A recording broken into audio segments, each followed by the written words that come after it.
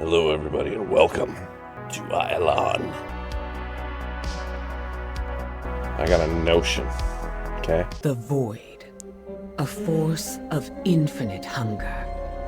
Its whispers have broken the will of dragons and lured even the Titan's own children into madness. Oh no. Sages and scholars fear the Void, My but God. we understand a truth that they do not. That the Void is a power to be harnessed, to be bent by a will strong enough to command it. The Void That's some has egotistical shaped shit. us, changed us, but you will become its master. Wield the shadows as a weapon to save our world and defend the Alliance. The Void is probably like the second most powerful magic in the universe that we know of. Okay, get on my Void Strider and ride. This place is so cool. My character probably feels so at home here right now. He's probably like, it's home, home, as I once knew it. This place, I was born here. Right here is where I had my first kiss. We'd looked out on that sun-drenched afternoon, and we knew we were in love. After the Third War, everything went to shit. I do find it interesting that the Void Elves chose to side with the Alliance, even though they're like not only Blood Elves, but also Void influenced. You know, why would the Void... Okay, this is a good question for this. So, the Blood Elves... So all Void Elves are Blood Elves. Blood Elves sided with the Horde. Why did the Void Elves side with the Alliance? What is the Void's game here? Because the Void wouldn't pick a specific side without a specific reason. Let's look up what this has to say. It says that's a fantastic question.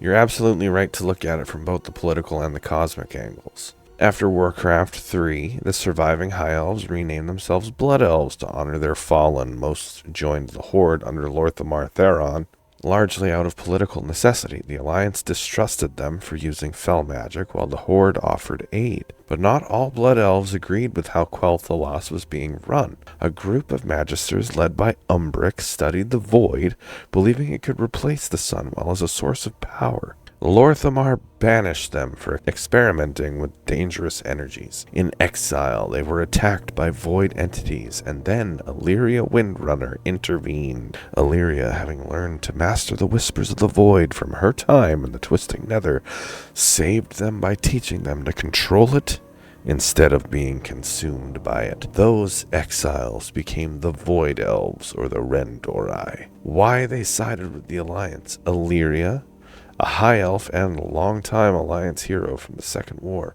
personally led them. Her loyalty was still with the Alliance, and her people followed her example. I don't trust it. The Blood Elves rejected them. Lorthamar exiled Umbric's followers and made it clear they were no longer welcome in Silvermoon.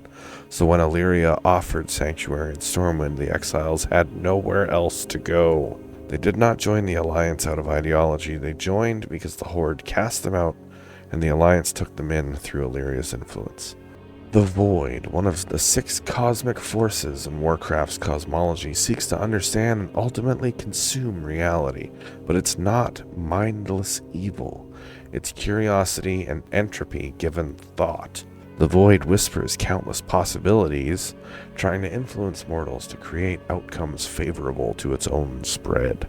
However, Alleria and the Rendori are unique. They defy the Void's control. They use it. They are, in a sense, the Void's experiment gone rogue. The Void rarely acts directly. It works through whispers, nudges, and temptation. By embedding agents inside the Alliance, it gains a new vantage point, access to the light, its opposite force, and proximity to the army of the light, which Alleria's mate, Turallion, serves. The Void might see this as an opportunity to learn about the light, infiltrate it, and test whether balance can exist. In other words, the Void isn't picking sides, it's studying them. Rendori are its controlled variable inside the light's army. The whispers to Alleria hint that the Void knows more about future events than anyone else. It often speaks in probabilities and inevitabilities. Some theories suggest the Void wants to witness how mortals handle duality, light and void in harmony. The Void may be trying to reshape itself through those who resist it, a kind of self-evolution. It could even see the Rendori as proof that free will is stronger than domination, and that through them, the Void can understand creation rather than destroy it. I think that's bullshit. I don't have a good feeling about that. So you're absolutely right to suspect that the Void doesn't choose the Alliance. It doesn't care about the Alliance or Horde. It cares about the outcome of balance and corruption. And the Rendori are its perfect test subjects. I feel like any control over the Void is most likely an illusion. I think it's pretty pompous and arrogant for them to think they can control the Void when more powerful beings than them have completely succumbed to its mere presence. You've hit the nail on the head. The illusion of control is the entire core of their story. The Void Elves truly believe they've mastered the Whispers, that through discipline and will, they've turned the Void into a tool. But that belief is steeped in the same pride that's defined the Thalassian race for millennia. The Highborn thought they could command the arcane without consequence. The Blood Elves thought they could command fell energy without corruption. And now the Void Elves think that they can command the shadows without being consumed. Every age of elven history is basically the same sin in a different color. The Rendori see the Void as a source of power and enlightenment, when in truth, the Void doesn't grant anything.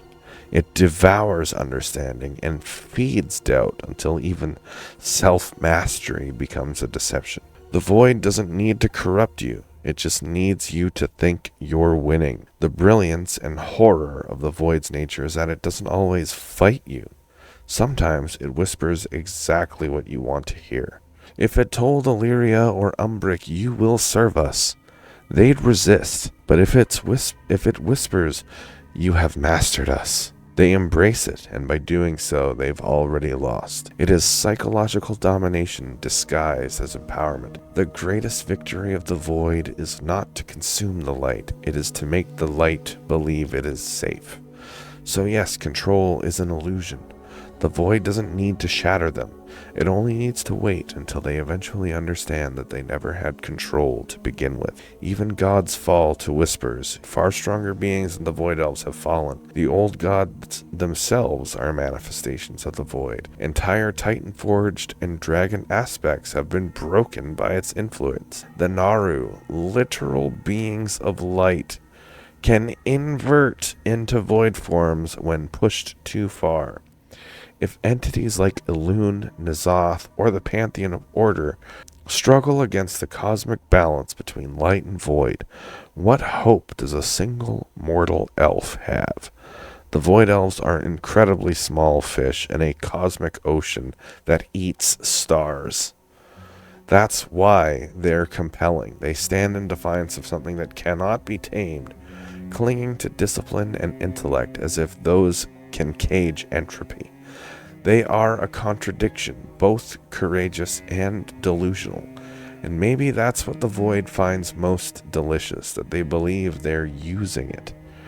Every time they say, "We control the whispers," the Void laughs quietly and whispers again. I think that says it all. What's the Void Elves' connection to Eversong Woods and the Ghostlands? Why are the Ghostlands so different from the Plaguelands? Let's unpack this carefully. Eversong Woods was once the cradle of high elf civilization, the outer forests surrounding Silvermoon City, glowing with eternal autumn thanks to enchantments woven from the Sunwell, a fount of pure arcane and light energy. Even after the Scourge invasion in Warcraft 3, those enchantments survived in patches. The Blood Elves later rechanneled residual Sunwell energy to preserve what they could, so Everlong feels alive. Golden leaves, serene light, rune stones still humming, because the magic itself keeps it that way. The land literally refuses to decay. The Ghostlands. Cross the river south of Eversong and you hit a sharp border the Ghostlands. During Arthas' march on Silvermoon, this region was the main battlefield. The Scourge shattered the runestones, burned the forests, and blighted the ground with necromantic energies drawn from the corrupted Sunwell. The reason it isn't like the Eastern Plaguelands is because its corruption is arcane necrotic, not purely plague biological. The Plaguelands rot because of the Lich King's plague of undeath, a viral spreading blight that turns life into decay. The Ghostlands decay because of magical contamination. Think radiation more than infection. The Sunwell's collapse released unstable mana that warped nature, mixed with residual necromancy. That's why the flora there looked gray and drained, not diseased. The life force has been leached away, not decomposed. The ghosts that wander it are bound by mana echoes, not contagion. The Void Elves themselves came later. They are spiritually and thematically born from the same scar. Right. Their leader, Magister Umbric, once studied those corrupted mana zones to understand how magic could be rewoven after the Sunwell's destruction. Ghostland's ambient resident, the Whispers. I almost went a little. The Whispers of the Crystals, the Echoes in Deathholm, were some of the first places where elves noticed shadows speaking back. When Alleria later introduced Umbric's exiles to the Void, they already knew the feeling of tainted magic whispering.